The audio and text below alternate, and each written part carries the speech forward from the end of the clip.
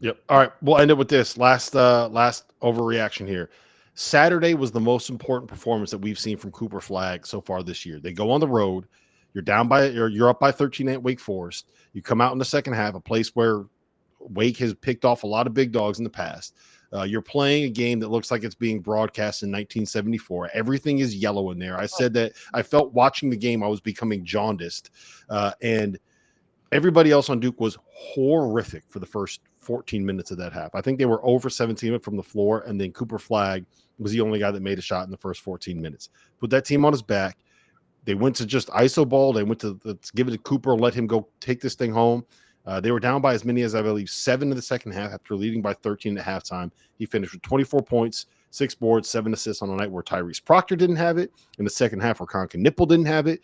I think he made 2 huge jumpers to give him the lead or tie the game, take the lead, and then put the game away with a dime to Mason Gillis in the corner. That, to me, was everything about why Cooper Flagg is as good as he is, why he's in that player of the year conversation, and why Duke right now, I think, is probably looking like the favorite to win the national championship. They're right there. I mean, if they should be favored to win it with Auburn, equally, still. But man, they absolutely have earned that, and I think it's hard to know a little bit how dominant they could be in the NCAA tournament, how great they could be in that. Like, are they going to be up until the Final Four like UConn type numbers of winning games by 15 to 20 because Cooper Flagg's just that damn good? It's a little hard to know because of the ACC. Are they just right now? They have a Gonzaga like really good Gonzaga, against WCC, against the ACC. I mean, Wake Forest is better than 73 in KenPom. That's a bunch of baloney. Yes. Wake Forest is a good team, but John Shire, I think that this is my takeaway on this, and this intrigues me. Here you have John Shire in year 3 at the helm, right? Year 1. He goes to Sweet 16, right, and then loses. Is that correct? Year 1, they lost in the second round. That's right. Second round, Elite 8 in this year. That was the Filipowski year, Derek Lively. So second round, Elite 8 last year. Mm-hmm.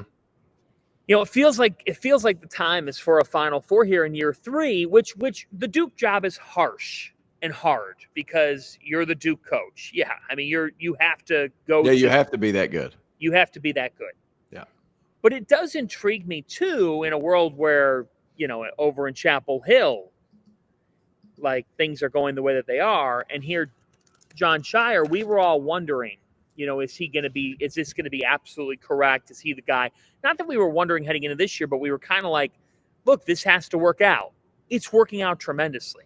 Yeah. The Cooper Flagg experience is working out so well. There was no way he was going to fail. He's absolutely the number 1 pick. It's amazing. I am really intrigued to see now. Think about this. John is 37. He's 37. I'm not saying that he'll do this, but the fact is the guy could coach at Duke for 40 years if he wanted to. If he wanted to. I always forget how young he is, Fanta. Like, he's a child. Right. So I'm saying, like, big picture in the sport, is it not intriguing? I think it's a story. Mm-hmm. If at 37, and I think, to an extent, he should make the Elite 8 with the team he's got. Like, I love their team. If he makes a Final Four, I think that's chock full of buzz in the sport. It's better for college hoops when Duke is on that level. The machine is starting to roll, and it's only going to keep rolling further if Duke takes care of business Saturday night, because Duke Carolina still matters nationally.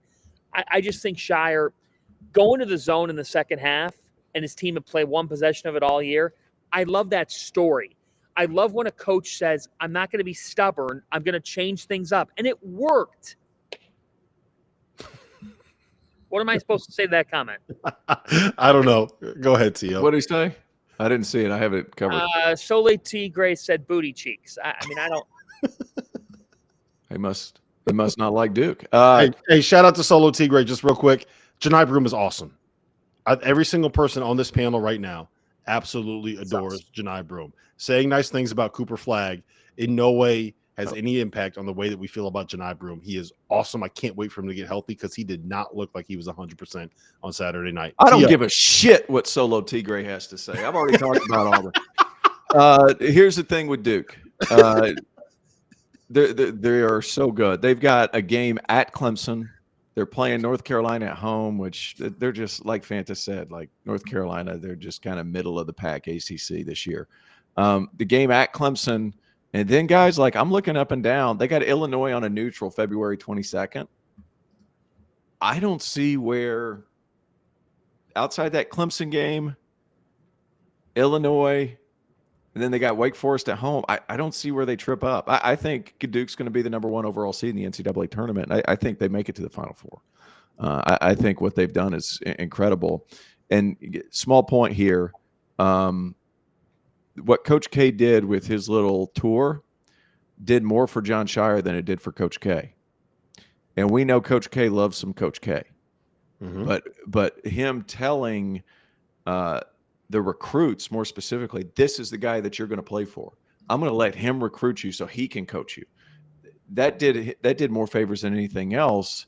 People look at it like, well, it was a selfless play for Roy not to say anything, just to retire. Well, it kind of screwed Hubert.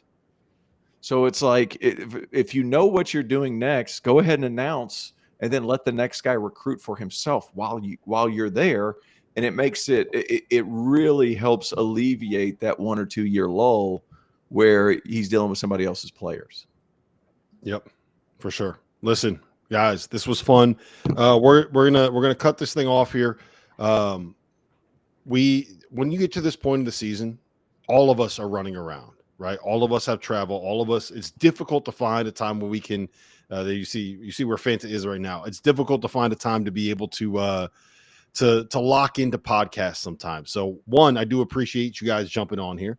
And two, this is always my favorite hour or 45 minutes or an hour, 20 minutes, whatever it is. This is my favorite time of the week, is finding a time to get together with these two freaking idiots and to be able to lock in and just talk about whatever, man. Because sometimes we talk about hoops. Sometimes we talk about booty cheeks.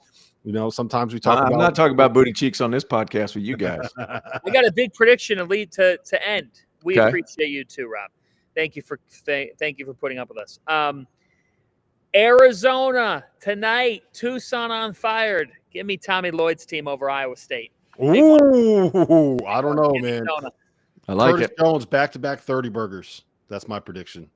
Shout out to Curtis Jones. They have multiple All-Americans. Yeah, they have 2 All-American candidates in Gilbert and Jones. Yeah, and Taman Lipsey might actually be their best player. That team is. Give me the Cats tonight, though. I'm going to take Arizona at home.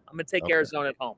Fair enough. T.O., safe travels, my friend. Please don't get stuck in an airport. We know you have a yeah. And look, I just make sure you're at your flight on time. Okay, I don't need to see any text messages saying I got to sprint to the airport. We saw what happened to SVP. I don't want pictures of someone taking. Pictures that ain't gonna happen to me. There. Oh, I can't believe I missed. Don't do that. No. UConn stay ranked. UConn still in the top 25. That's a Shouldn't miracle. Be the case. It's a miracle. And you know what I love though? I love how mad everyone's going to get about it. All right.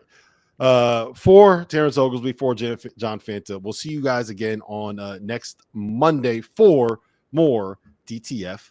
Not for Solo Tigre.